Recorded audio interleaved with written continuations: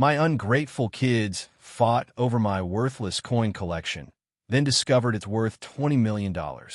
When my daughter Linda said, "Dad, nobody cares about your stupid coins anymore. Just donate them to charity and stop being such a hoarder," I smiled, got in my car, and made one call. By 6 p.m. that evening, I had 3 major auction houses bidding against each other for my collection. And that was just the beginning of my plan. My children had spent 2 years treating me like a senile old man who couldn't manage his own affairs. They've been pressuring me to move into assisted living, constantly criticizing my cluttered house, and rolling their eyes every time I mentioned my coin collection that I've been building for 43 years. They were about to learn that assumptions can be very, very expensive. Justice must be restored and arrogance punished. You won't believe what I did next. Before we continue, please subscribe to the channel and let us know where you're listening in the comments. I was sitting in Linda's living room that December afternoon, surrounded by luxury my monthly checks had helped pay for. The leather sectional beneath me cost more than my first car. I knew because I'd helped with the down payment. Expensive candles flickered on the marble coffee table, casting shadows across silk curtains I'd bought for her birthday. My 3 children sat around me like vultures. Linda, 42, perched with that real estate agent expression that said she was about to solve all my problems. Drew, 38, lounged with his laptop, probably managing cryptocurrency investments with money I'd loaned him. Betty, 35, filed her nails with bored efficiency. "Dad, we're worried about you," Linda began. "Living alone in that big house with all that stuff everywhere. It's not safe." They'd found a place called Sunset Manor. It's only 45 minutes away, and they have activities. Bingo, movie nights, arts and crafts. You'd love it. Arts and crafts. These were the same children who used to sit on my lap while I showed them Morgan silver dollars and explained mint marks. "What about my collection?" I asked quietly. The silence was deafening. "Well," Linda said carefully, "that's something we wanted to discuss. Dad, you've got thousands of coins just sitting there. Maybe it's time to liquidate some of the more valuable pieces." "The thing is," Betty added, "you always say they're valuable, but you've never had them appraised. For all we know, most of them are just old money." Drew looked up from his laptop. "Nobody cares about coin collecting anymore, Dad. It's a dying hobby. The younger generation isn't interested in physical assets. Everything's digital now." Then Linda delivered the line that changed everything. "Nobody cares about your stupid coins anymore. Just donate them to charity and stop being such a hoarder." That's when I smiled. That's when I stood up and said, "You know what? You're absolutely right. It's time to do something about those coins." I walked to the door with my car keys already in hand. Behind me, I could hear them congratulating themselves on finally getting through to the stubborn old man. If they'd been paying attention, they might have noticed I was still smiling. The drive home gave me time to think, and the numbers started rolling through my head like a slot machine. I took the long way past the landmarks of my children's childhood, remembering when they still thought their father hung the moon. Margaret would have known exactly what to say. She was the one who'd encouraged my collecting for 39 years, who understood it wasn't about money. It was about history, passion, and leaving something meaningful behind. The thing my children never understood, I wasn't just some hobbyist. I've been building one of the most comprehensive private coin collections in the state. Morgan silver dollars from 1878, St. Gaudens double eagles. Walking Liberty has missing only 3 coins from completion. And then there was the 1943 copper penny I'd found at an estate sale in 1987. The seller thought it was just a regular penny that had turned brown. I'd paid $5 for the jar. That penny alone was worth $1.2 million. Maybe more. My phone buzzed with a text from Linda. "Thanks for being so understanding today, Dad. We really do want what's best for you." I typed back, "I know you do, sweetheart. Don't worry. I'm going to take care of everything. Love." Funny how the word can mean so many different things. The phone rang at 10:47 the next morning. Linda's voice bubbled with excitement. "Dad, I wanted to follow up. We found a dealer who specializes in estate coin collections. Jerry Morrison. He could come by this week for a preliminary appraisal." That was fast work. Well, Betty found him online. He said most people overestimate their coin values by about 400%, which makes sense when you think about it emotionally. I felt that familiar tightness when my children explained things like I was learning to count. Linda, how much money have I given you in the last 5 years? Pause. Dad, that's not. Maybe $30,000? $40,000? $73,000. I looked it up. And Drew's $65,000. Betty's $71,000. That's $209,000 in 5 years. The silence stretched forever. What are you trying to say, Dad? I'm saying that for people who think I don't understand money, you've all been very comfortable taking mine. Dad, we've been grateful for everything. You spent $3,200 last month on coins, Dad. Betty saw the credit card statement. Betty was going through my credit card statements. She was helping you get organized. I closed my eyes and counted to 10. Linda, I want you to listen carefully. Those hobby supplies have been curated over 4 decades. I researched every purchase, studied market trends, built something of lasting value. But Dad, statistically speaking, this morning you called to tell me you've contacted a dealer. A dealer Betty found online who specializes in talking people out of heirlooms at discount prices. That's not. And Betty's been going through my private financial records and reporting to you about my spending. I took a breath, looking at the cardinal on Margaret's bird feeder. But here's what really bothers me. Yesterday you said Mom would have wanted me to be practical. Your mother encouraged this collecting for 39 years. When you dismiss it as worthless, you're not just disrespecting me. You're disrespecting her memory. Linda was crying softly. Dad, we're trying to take care of you. By forcing me to sell everything and move somewhere I can do arts and crafts. By making sure you're financially secure. I'm financially secure. What I'm not is respected. Dad, please don't be angry. I'm not angry, Linda. I am disappointed. Disappointed that my children think so little of me that they'd arrange my future without consulting me. We were trying to help. This conversation is over. We're done pretending to be family while you treat me like a problem to be solved. I hung up and sat in the sudden quiet, thinking about Margaret and what she'd say about how our children turned out. That afternoon, I spread financial documents across my kitchen table like evidence at a crime scene. Bank statements, canceled checks, transfer receipts, 43 years of record-keeping that looked like a roadmap of exploitation. My calculator clicked as I added numbers. Linda's house down payment, $35,000. Drew's business loan, $45,000. Betty's wedding, $28,000. The monthly transfers, $2,800 for 24 months. $67,200 right there. I've been eating peanut butter sandwiches while funding their lifestyle upgrades. I called First National Bank. I need to cancel an automatic transfer. $2,800 monthly to Linda Patterson. Monica confirmed. 24 months. That's quite generous. The arrangement is ending. Can you tell me my current account balance? Checking shows $847,293.47. Savings shows $423,891.33. I nearly dropped the phone. In all my calculations about their needs, I'd forgotten my own stability. Margaret and I had been careful savers. Between my pension, our investments, and life insurance, I was worth over $1.2 million. Secure enough that I'd been supporting their lifestyle without noticing. The evidence was overwhelming.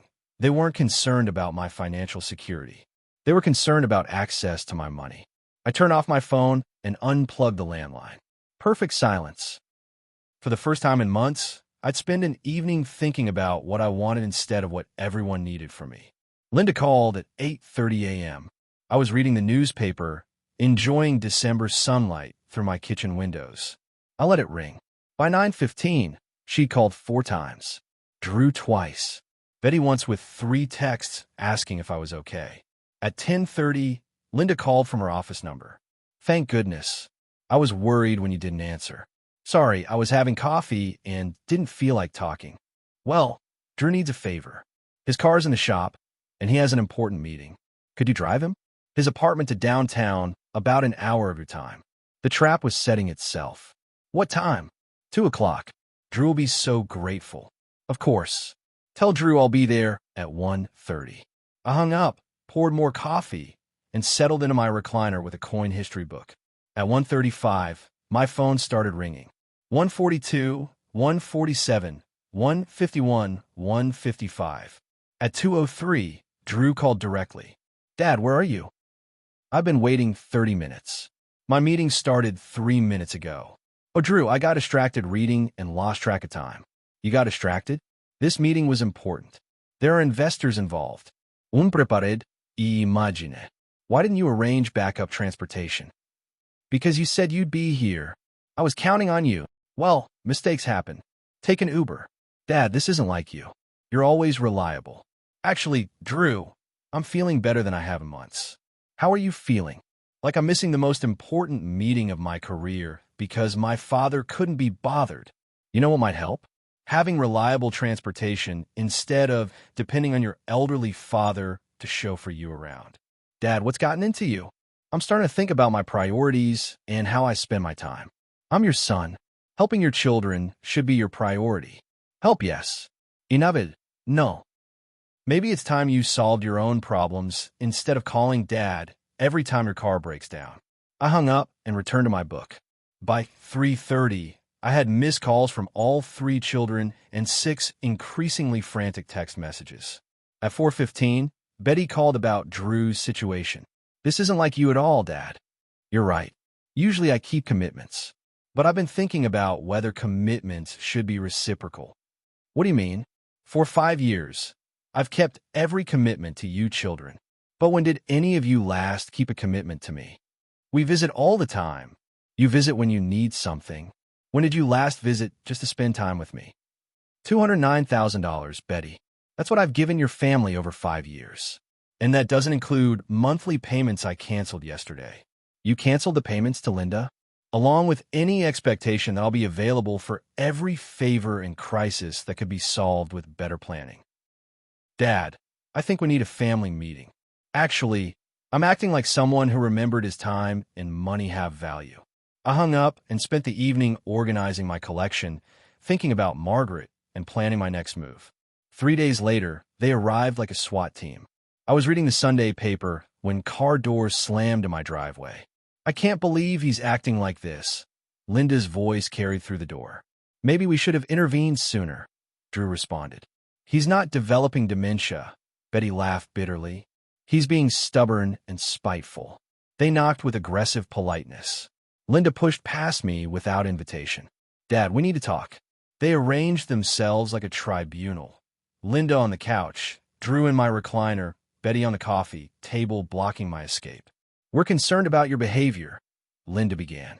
Canceling payments, missing Drew's meeting, saying hurtful things. This isn't like you. I remained standing. This is exactly like me. Like the me who expected people to take responsibility instead of calling Dad every time they needed something. We don't call you every time we need something, Betty protested. Don't you? Drew, when did we last have a conversation that didn't involve asking for money or favors? I ask for help when I need it. That's what family does. What do you do for family, Drew? What do you contribute besides problems that need solving? Dad, we don't keep score, Linda interjected. Don't we? In 5 years, I've given you $209,000. I've provided free transportation, labor, emergency services. In return, I've received criticism about my spending and lectures about my lifestyle. Dad, that's not how. My future, or your inheritance? The words hung like smoke. Betty went pale. Drew's hands clenched. Linda's smile disappeared. That's terrible to say, Linda whispered. Then explain why you're concerned about my spending, but comfortable with my giving. Why my collection is wasteful, but your investments are smart. Nobody's trying to steal your inheritance, Drew said, standing aggressively. Nobody said stealing. But let's talk about expectations. About planning your lives around money you haven't earned from a man who isn't dead yet. Their silence was revealing. Here's what happened. I continued. You saw Mom's death as opportunity. No more voice of reason. Just a lonely old man to be managed while you waited for him to die. Dad, we care about you. Drew stepped toward me. We're trying to protect you. From enjoying my own money?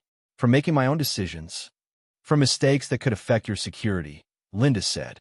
Then why are you here?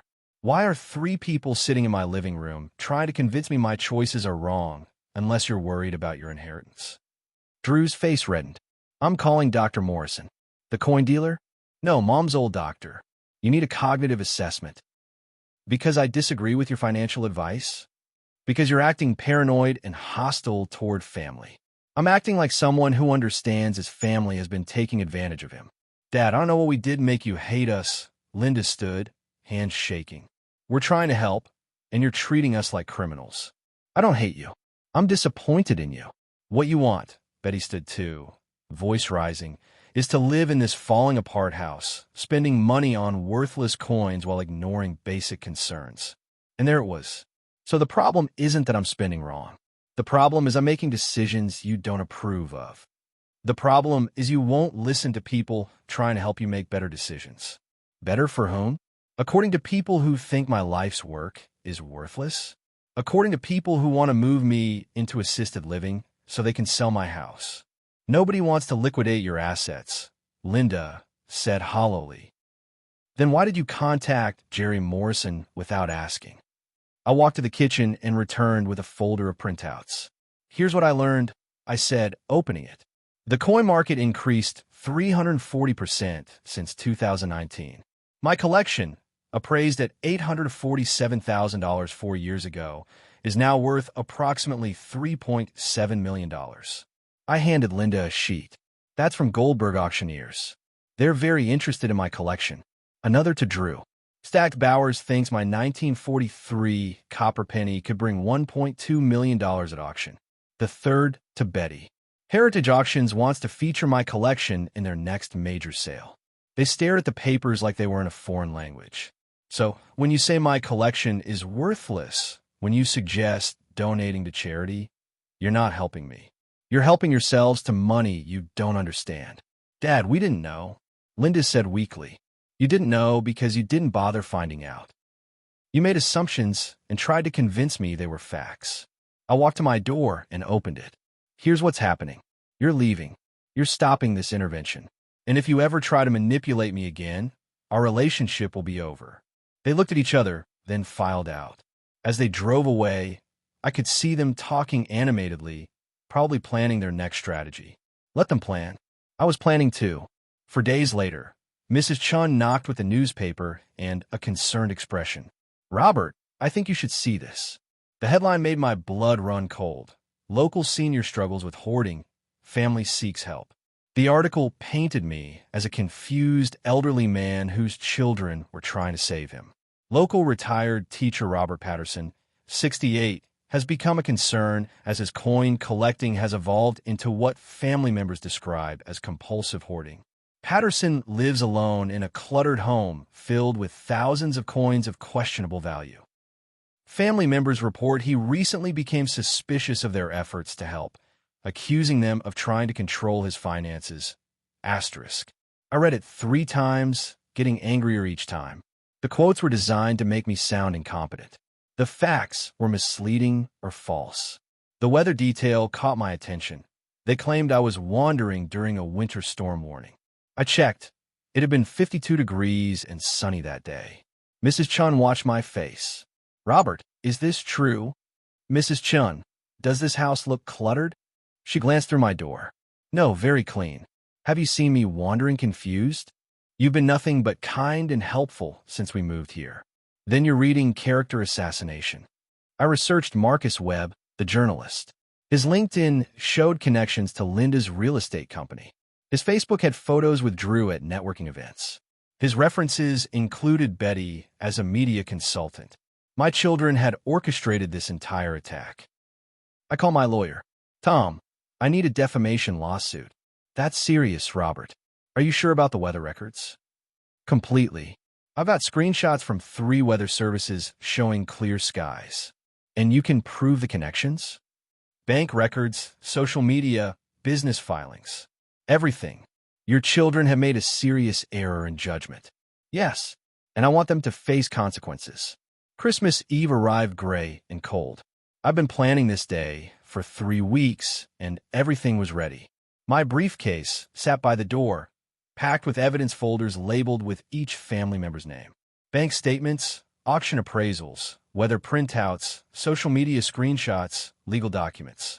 At 2:30 p.m., I drove to Linda's for their Christmas peace offering. They promised no confrontation, just family time. I'd agreed because I knew exactly who else would be there. Linda's house was decorated like a magazine. The 12-foot tree dominated the living room, surrounded by expensive presents. "Dad!" Linda opened the door with a forced smile. "Everyone's here. Everyone indeed. 12 people in a living room. Neighbors, colleagues, witnesses. B. Robert." Linda rushed over. "We were so concerned after that newspaper article." "I'm doing very well, Linda. Actually, better than I have in months." Drew appeared with eggnog and his patronizing smile. "Thanks for coming, Dad. I think we can work through this with open hearts and honest communication." Honest communication. That's exactly what I was hoping for. I retrieved my briefcase. When I returned, all conversation had stopped. As many of you know, there was an article suggesting I was struggling with cognitive decline. Some of you may be wondering about my welfare. I handed the first documents to Linda. "These are my recent medical records. I scored 30 out of 30 on my cognitive assessment. Perfect mental health." I handed photographs to Bill. "These show my house taken by insurance 6 months ago. Clean, organized, well-maintained. No orden." Murmurs rippled through the room as people examined documents. Some of you read, "I was wandering inappropriately during a winter storm." I distributed weather printouts. Official records show 52 degrees and sunny. No storm warning. Linda had gone pale. "Dad, what are you doing?" Providing honest communication. "Linda." I pulled out financial records. "These show my net worth of $5.2 million, including $1.27 million liquid assets and a coin collection valued at $3.7 million. I'm not financially vulnerable." The room went silent except for rustling papers. These next documents are particularly interesting. I distributed the social media screenshots. These show connections between my children and Marcus Webb, the journalist. Linda's company paid him $1,500 2 days before the article. Drew attended events with him. Betty is his professional reference. I handed these to the professional colleagues, who examined them with knowing expressions. In other words, my children orchestrated character assassination to make me appear incompetent so they could control my finances. "Dad, that's not," Betty started. "Finally, these show I've given my children $296,000 over 5 years. None repaid." The silence was deafening. 12 faces stared with shock, horror, and barely concealed admiration. Linda spoke first. "Robert, this is terrible. I had no idea." Bill looked at Linda with disgust. "You hired a journalist to lie about your father?" "It's not that simple," Linda said weakly. "Simple enough," Mike said, waving the legal documents.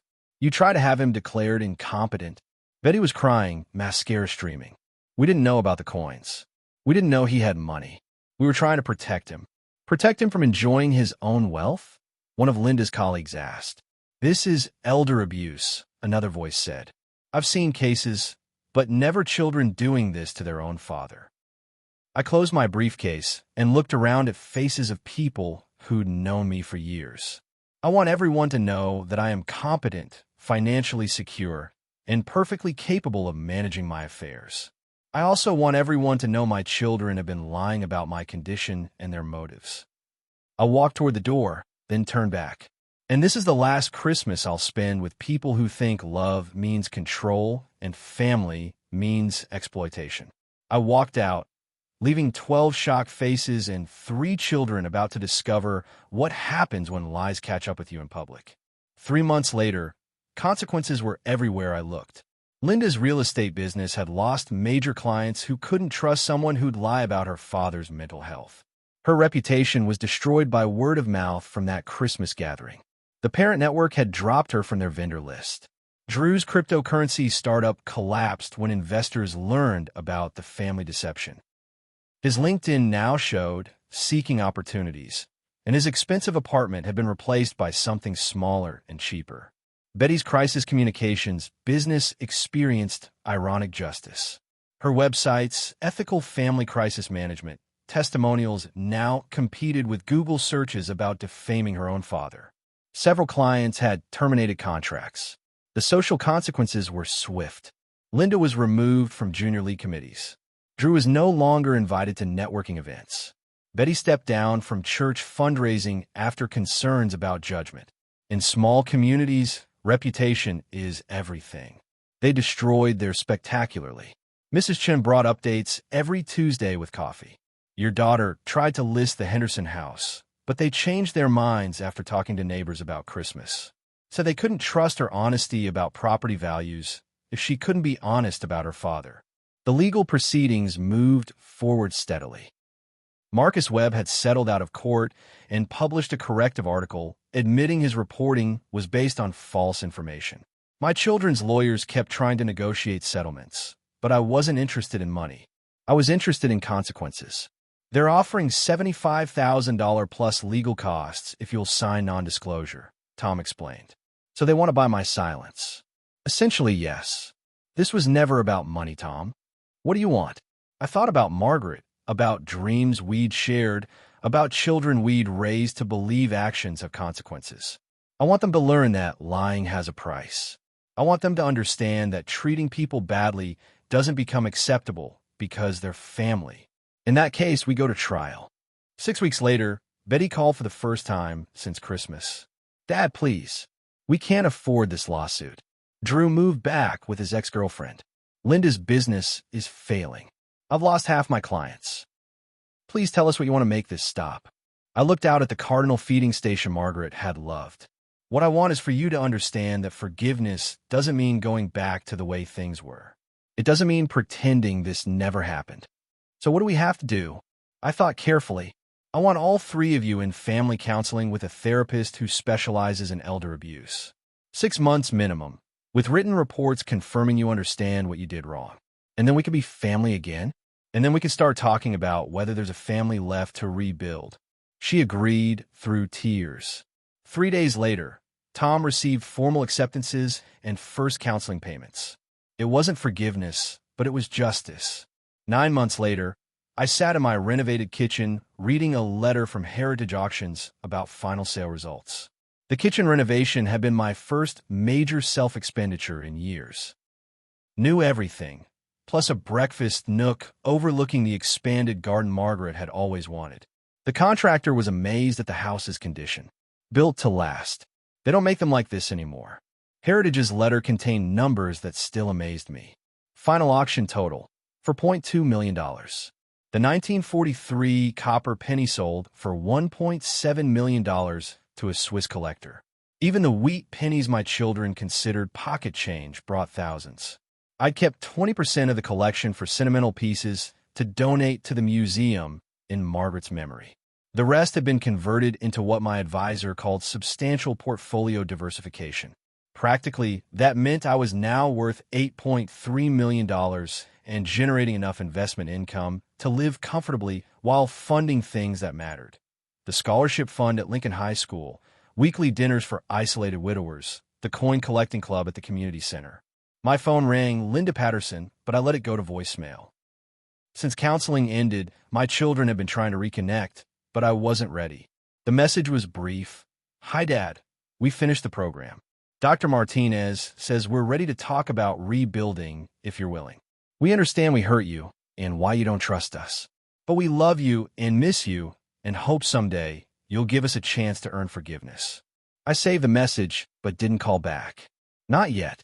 Instead, I walked to Margaret's garden, now flourishing with roses, lilies, and heirloom tomatoes.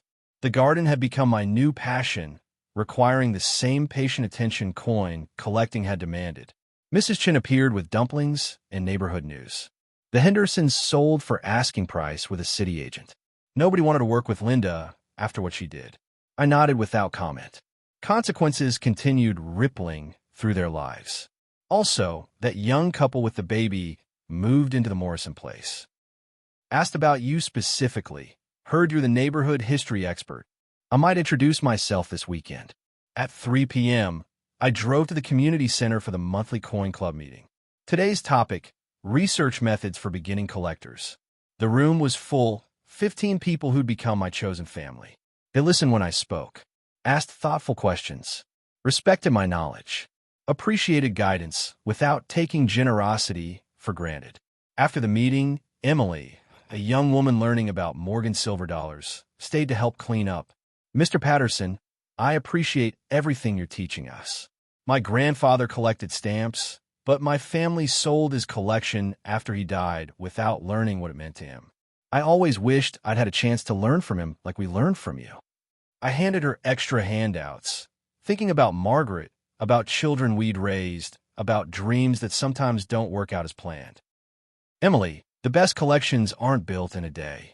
They're built over decades, with patience and research and attention to quality. The same thing is true of relationships. The ones worth having are built on respect and genuine appreciation. Driving home, I thought about Linda's voicemail and what it might mean to give my children another chance. Dr. Martinez's reports were encouraging, but understanding and doing are different things. Maybe someday I'd be ready to try again. Maybe they'd prove they'd genuinely changed. Maybe we'd find a way to be family based on choice and respect instead of obligation and exploitation. But today wasn't that day. Today was for my garden, my new friends, and the quiet satisfaction of a life built on my own terms. If you like this story, please like this video, subscribe to the channel, and share your impressions in the comments. Remember, real family is about respect, not control. Choose your family wisely. You deserve better than people who only love you for what you can give them. If this story got you thinking, go ahead and hit that like button. Don't forget to subscribe for more real stories that hit deep, and tap the bell so you don't miss what's coming next. And hey, if you know someone who needs to hear this one, share it with them. Thanks for watching.